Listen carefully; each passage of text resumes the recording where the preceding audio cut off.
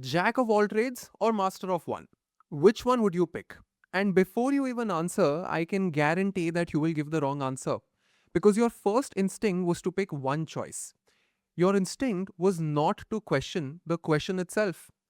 Now, back in 2014, I think I was in 10th grade, I had two close friends. Both of them came from really good families. Their fathers were not like engineers or something, but they were pretty good at studies. So, in general, sorted. Now, after watching The Social Network, Rohan decided to pursue computer science, hoping that he would become the next Zuckerberg. Rahil was a fan of The Wolf of Wall Street, so he ended up choosing commerce. And Rohan used to throw shit at Rahil every single day because CSE was for smarter kids. Now, 11 years have passed by. It is 2026, and I could have never predicted what Rohan and Rahil would end up doing in their careers.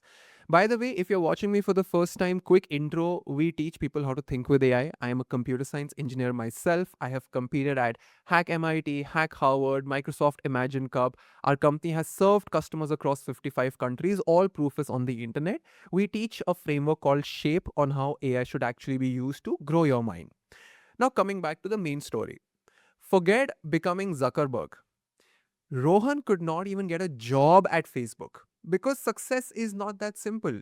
Life in general is not as simple as a movie. Having the desire to become great and becoming great are two very different things. Rohan did coding for a while and left it for an MBA because he was hitting a plateau. Now he's working for a US based company remotely from his house in India because earning in dollars is way better than earning in rupees. Cliched statements. He never liked coding. So he has just become a jack of all trades and master of none. Because in his mind, earning easy money is everything. But in reality, he is super bored. He stays in his room all day and just doing product management for the sake of it. Can you guess what Rahil is doing these days? 3 years ago, he left commerce entirely and became a sales manager at a AI startup, small company. Then he left his job after 2 years of experience and founded an FMCG brand and started doing everything on his own simply because of these new AI tools. So he has a small team now of 3 human beings. The brand is actually doing very well, and thanks to AI, he has become a jack of all trades and a master of one.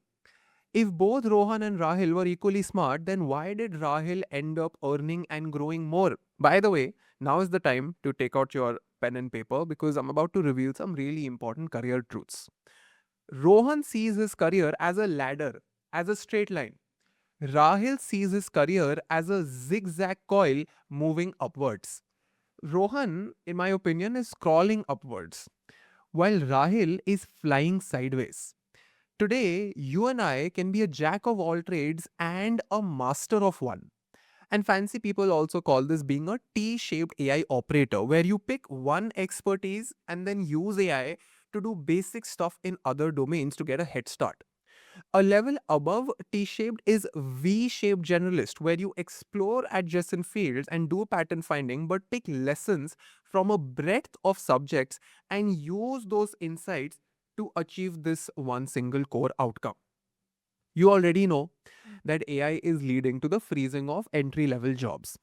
Not because AI is very smart, but because companies are either removing extra people that they hired during COVID.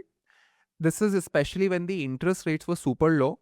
Or the second reason is they're just overestimating what AI can do. So they're actually rehiring people because most people do not know how to use AI properly. Professionals are still stuck with superficial knowledge because they were never prepared in the first place. So all of these freshers and intern level people are not getting hired, and a lot of professionals are not getting promoted into the field that they chose in the first place. And that is why they have no option but to explore sideways rather than go upwards. So अगर ये समझ आ गया है, we now need to see careers as zigzag and not a straight line. The question is कि भाई how do you start? क्योंकि theoretically बहुत बढ़िया है, but how do you take the first step? First of all, understand that AI is not removing jobs, it is redefining and compressing jobs. Plus, AI can only help with the baseline outputs and not the finish line. Just like nobody can predict your favorite movie, nobody can predict your favorite career. I can give you decision making frameworks to help you make the right decision, which I already have, but I cannot give you a direct answer. And I'll put the links to all the career frameworks in the description of this video. And let me know in the comment section if you are on the same page with me. Second is you need to understand the art of making money in life. To earn more, you need to do things faster, better, or cheaper for a rich customer. AI can do things faster and cheaper, but it cannot do better than an experienced human with good pattern finding skills, which means that you have to take responsibility to do it better. Archimedes once said that give me a lever long enough and a place to stand, and I shall move the world. And credits to Mohan sir for teaching us this, that AI is the lever, but the place to stand, the fulcrum, is you. Your ability to set context, judge, validate, and spot edge cases. But कोई भी ये ठीक से सिखा नहीं रहा है. Third is figure out if your job is purely deterministic or based on human judgment. And if you can write a checklist for your job that a 15-year-old can blindly follow with 100% accuracy, it is purely deterministic. Let's learn this from some simple examples. Something like summarizing a transcript from a user interview, or just writing Excel formulas on clean data, or auditing product roadmaps with a predefined checklist, or declaring variables for functions, or compressing files, or making sales proposals that only require, swapping of certain keywords. These are all prescription based tasks. But if your job requires context, taste, empathy, and human coordination, then you are more like an architect than just blind labor. I'll give you some non deterministic examples as well. For example, after summarizing a transcript, prioritizing the next call to action that will give the best returns on your product.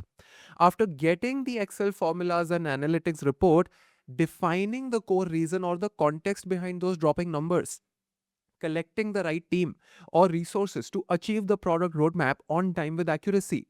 Asking yourself if this is the right function to even build in the first place.